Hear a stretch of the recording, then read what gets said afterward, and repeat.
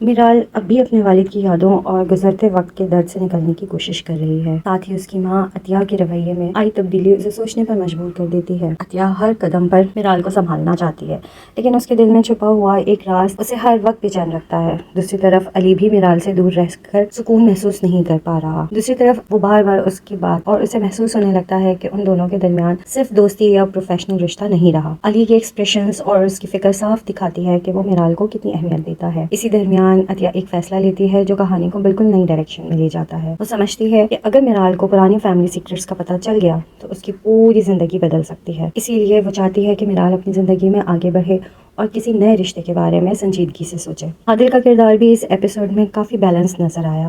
وہ میرال کے کیریئر اور اس کے بزنس گولز کی عزت کرتا ہے۔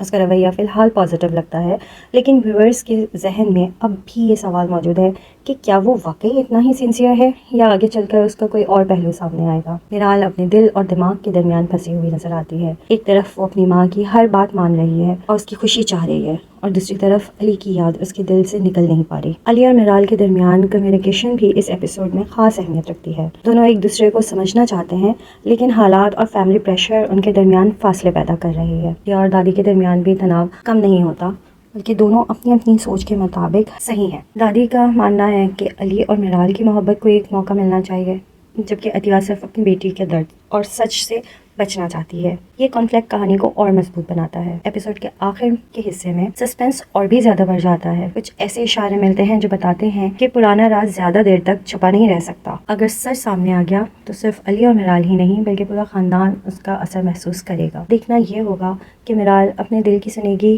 یا اپنی ماں کے فیصلے کو قبول کرے گی۔ ساتھ ہی یہ بھی دیکھنا دلچسپ ہوگا علی کب اور کس طرح اصل سچائی سے واقف ہوتا ہے۔